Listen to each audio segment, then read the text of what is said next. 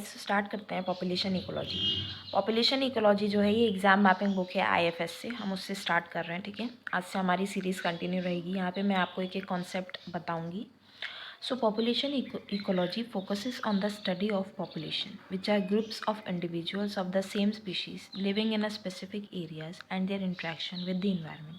Population ecology क्या focus करती है कि हमको पॉपुलेशन की स्टडी करनी है, जो क्या होते हैं group of individual same species के स्पेसिफिक एरिया में रह रहे हैं और इंटरेक्ट कर रहे हैं एनवायरनमेंट के साथ में। यहाँ पर पॉपुलेशन इकोलॉजी फोकस करती है। ठीक है, it explores how population change over time through processes like birth, death, immigration and emigration and how they are regulated by environmental factor.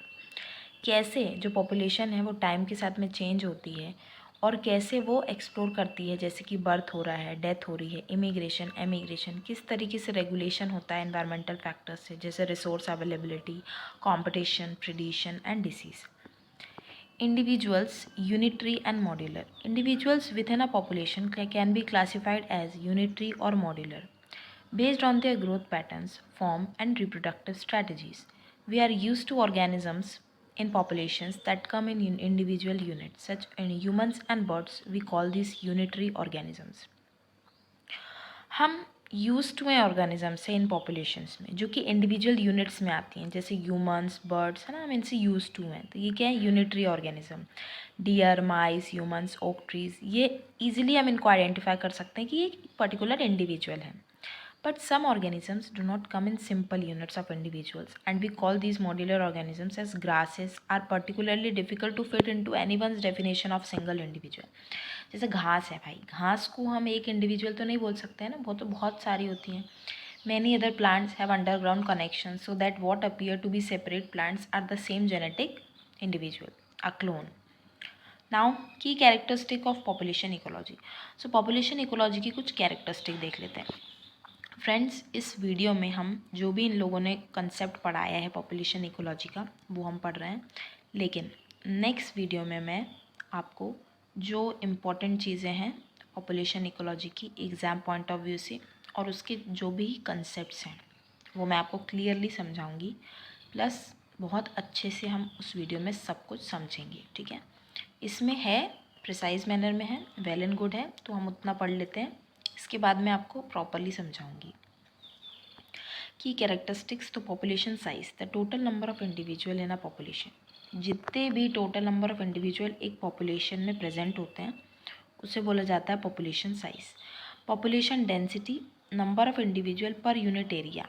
मतलब इसका मतलब क्या होता है कि एक पर्टिकुलर एरिया में, मान लो आपके घर के पास में कोई एक प्लेग्राउंड होगा, ठीक है, एक गार्डन होगा, उस पर्टिकुलर गार्डन में आप देख रहे हो कि कितने लोग हैं सुबह एक्सरसाइज करने आ रहे हैं मॉर्निंग में। ठीक है, वो लाफिंग वाली एक्सरसाइज करते हैं ना, जिसमें सब हंसते हैं बहुत ज़ोर ज़ोर से, तो आप उसमें देखो कि कितने लोग हैं जो उस पर्टिकुलर एरिया में हंस रहे हैं, तो वो हमारा पॉपुलेशन डेंसिटी होगा। ठीक है, डिस्ट्रीब्यूशन पैटर्न्स। डिस्ट्रीब्यूशन पैटर्न्स मतलब कि कैसे इंडिविजुअल जो है वो स्पेस में डिस्ट्रीब्यूटेड है, क्लम्प में है, यूनिफॉर्म है, या कैसे भी अरेंज है ना, झुंड में है, अलग अलग बैठे हैं, कैसे हैं। Age structure, proportion of individual in different age groups, अलग अलग एज ग्रुप में कैसे वो प्रेजेंट है। Birth and death rate, rate of reproduction and mortality affecting population growth. Life history strategies, organism follow specific reproductive strategy. अब life history strategy मतलब क्या होता है कि ऑर्गेनिज्म इसमें एक स्पेसिफिक स्ट्रैटेजी को फॉलो करता है, या तो वो आर स्ट्रैटेजिस्ट होता है या की। आर मतलब produce many offsprings with minimal parental care, बहुत ही कम पेरेंटल केयर रखती है और बहुत ज़्यादा ये लोग बच्चे प्रोड्यूस कर देते हैं, जैसे इंसेक्ट्स, बीड्स, है ना। की स्ट्रैटेजीज मतलब हम लोग बहुत कम बेबीज़ प्रोड्यूस करते हैं, वेरी फ्यूअर ऑफस्प्रिंग्स, और सिग्निफिकेंट पेरेंटल इन्वेस्टमेंट, हम उसमें पेरेंटल इन्वेस्टमेंट भी अच्छी खासी करते हैं ना। फिर आते हैं लाइव टेबल्स में। लाइव टेबल क्या होता है? A tool use to summarise survival and reproductive rates at different edges.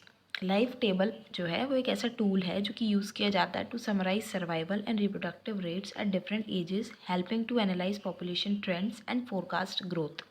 तो लाइव टेबल एक टूल होता है सबसे पहले तो, ठीक है, जो कि इसलिए उपयोग में लाया जाता है जिससे कि हम सर्वाइवल और रिप्रोडक्टिव रेट्स को क्या कर सकें, समराइज़ कर सकें अलग अलग एजेस में। इससे हम एनालाइज कर सकते हैं, पॉपुलेशन ट्रेंड्स को और ग्रोथ को फोरकास्ट कर सकते हैं। ठीक, अब intrinsic rate of growth, the maximum rate at which a population can increase under ideal condition, populations with higher are grow faster.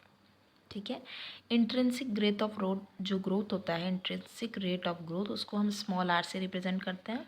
इसका मतलब होता है मैक्सिमम रेट, वो ज़्यादा से ज़्यादा रेट जिसमें एक पॉपुलेशन इंक्रीज़ करती है अंडर आइडियल कंडीशन। उसको प्रॉपर हम कंडीशन दे रहे हैं, भाई खाना अच्छा दे रहे हैं, वेदर अच्छा दे रहे हैं, टेम्परेचर अच्छा दे रहे हैं, उस टाइम पे वो कितना ज़्यादा ग्रो कर सकती है, उसको हम आर बोलते हैं। ठीक है, जिनकी ज़्यादा आर होती है वो ज़्यादा ग्रो करेंगी ऑब्वियसली। फिर पॉपुलेशन ग्रोथ मॉडल आते हैं। ठीक है, तो पॉपुलेशन ग्रोथ मॉडल में एक्सपोनेंशियल लॉजिस्टिक ग्रोथ है ना, exponential rapid growth under ideal conditions. ठीक है, लॉजिस्टिक मतलब कि स्लो होती है पॉपुलेशन अप्रोचेस, जैसे जैसे पॉपुलेशन जो है वो केयरिंग कैपेसिटी को अप्रोच करेगी तो जो ग्रोथ है वो क्या होने लगेगी, स्लो होने लगेगी। अब आते हैं केयरिंग कैपेसिटी में। केयरिंग कैपेसिटी क्या होती है, इसको हम सबसे पहले किससे रिप्रेजेंट करते हैं, के से।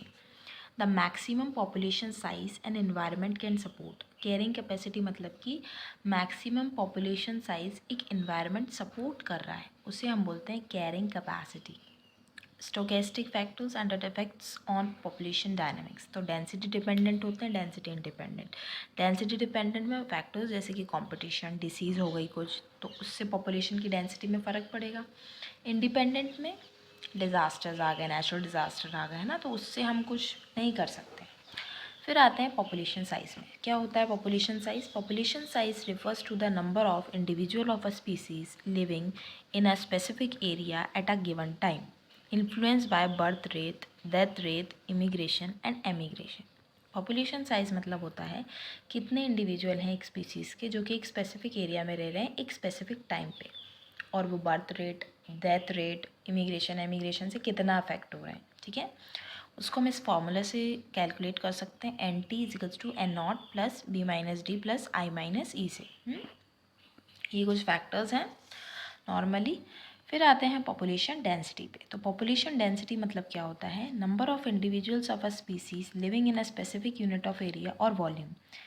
कितनी ऑर्गेनिज्म जो हैं, कितने इंडिविजुअल हैं स्पीसीज़ के, वो एक स्पेसिफिक यूनिट ऑफ एरिया में रह रहे हैं, that is the population density. हमने अभी पढ़ा था, इसका फॉर्मूला होता है number of individuals which is represented by capital N upon area और volume represented by capital A. So ये था पॉपुलेशन डेंसिटी। अब हम देखते हैं क्रूड डेंसिटी क्या होती है। क्रूड डेंसिटी मतलब total number of individual in a population divided by the total area और volume of the habitat without considering the actual usable और suitable space for the species, that is crude density. इसका formula होता है n bye ए। ये हमारा कुछ example दिया हुआ है कि एक 10 किलोमीटर स्क्वायर का फॉरेस्ट है जिसमें 1000 डियर हैं, तो क्रूड डेंसिटी क्या होगी, तो 1000 हमारा क्या है यहाँ पे डियर है। ठीक है, और 10 किलोमीटर स्क्वायर एरिया दिया हुआ है फॉरेस्ट का, तो ये 100 डियर्स हो गए पर किलोमीटर्स। ठीक है, फिर आते हैं स्पेसिफिक डेंसिटी पे। स्पेसिफिक डेंसिटी क्या होती है, the number of individuals per unit of heritable और suitable area excluding uninhabitable और unsuitable regions within the habitat. मतलब ऐसे रीजन्स जो कि अनसुटेबल है, जहाँ पे हम नहीं कह सकते कि वहाँ कोई इंडिविजुअल हो सकता है। ठीक है, तो specific density equals to N upon में हैबिटेबल एरिया। ये हो गया। अब हम देखेंगे पॉपुलेशन डिस्पर्जन। ठीक है, population dispersion refers to how individuals of a species are spatially distributed in their habitat. कैसे इंडिविजुअल्स जो हैं स्पीशीज़ में वो स्पेशली डिस्ट्रीब्यूट होते हैं हैबिटेट में। ये क्या होता है, पॉपुलेशन डिस्पर्जन होता है।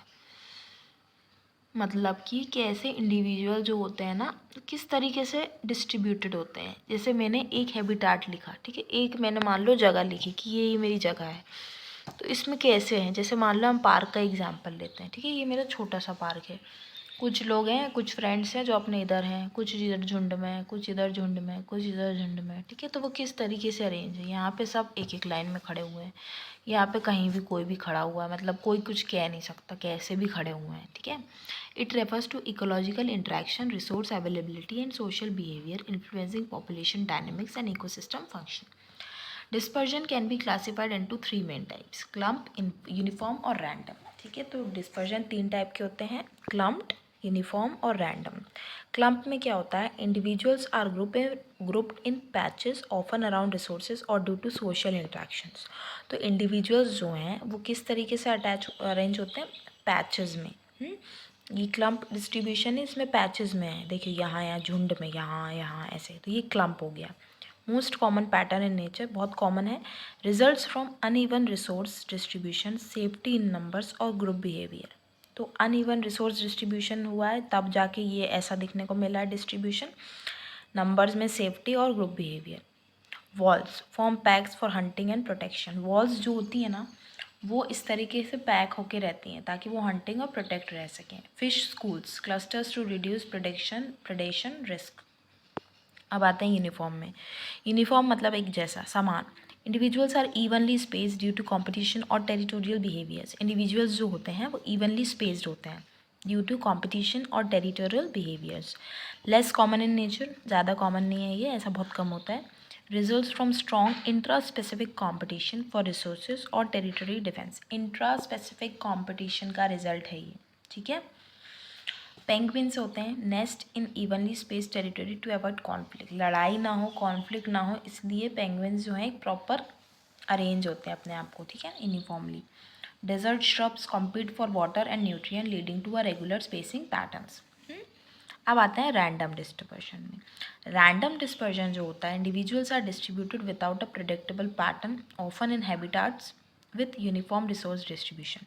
इंडिविजुअल जो होता है वो डिस्ट्रीब्यूट होते हैं बिना एक प्रेडिक्टेबल पैटर्न के, जो कि habitat with uniform resource distribution हम देखते हैं। बिना एक प्रेडिक्टेबल पैटर्न के कहीं भी रैंडम, मतलब क्या अपन बोलते हैं, रैंडम फोटोग्राफी, कुछ भी कर दो, है ना, रेयरली दिखेगा ये ऑब्वियसली। इसमें कोई अट्रैक्शन की ज़रूरत नहीं होती और repulsion among individuals and a uniform environment. Dandelions seed disperse randomly by wind, है ना, ये देख सकते हैं हम, कहीं भी सीड डिस्पर्स हो सकती है ना।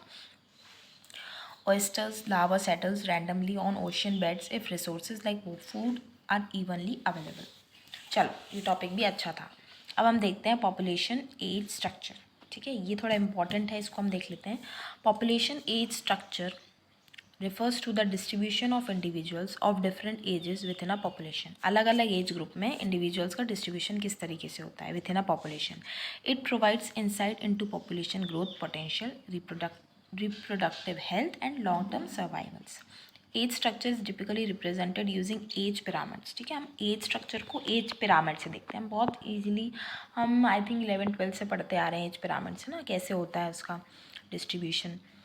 which divide population into 3 major age group. Pre-reproductive individuals not yet capable of reproductive. Pre-reproductive मतलब वो reproduction नहीं कर सकते, reproductive कर सकते हैं, और post reproductive reproductive age से beyond, भैया अब नहीं हो सकता, मतलब करके बैठ चुके हैं वो।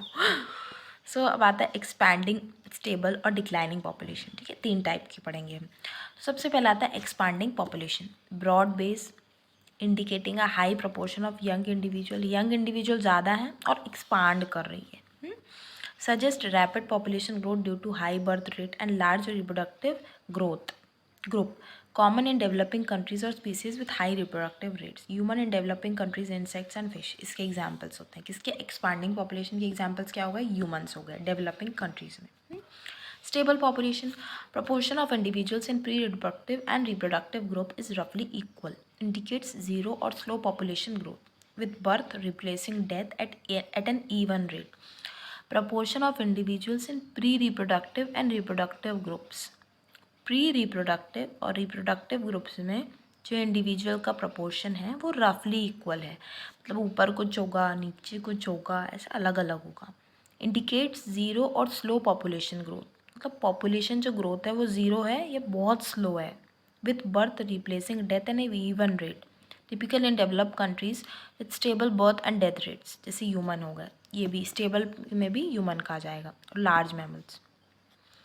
इसमें आता है declining population, narrow base narrow होता है, ठीक है, narrow base with fewer young individuals compare to reproductive and post reproductive groups, मतलब बहुत कम यंग इंडिविजुअल्स होते हैं अगर हम कंपेयर करें reproductive and post reproductive groups में।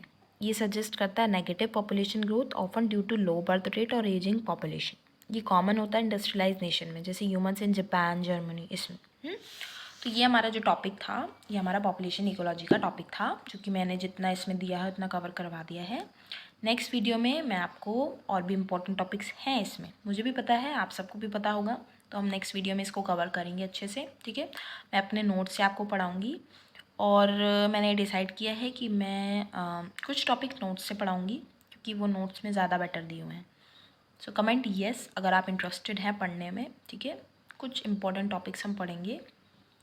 सो ठीक है, तब तक के लिए थैंक यू।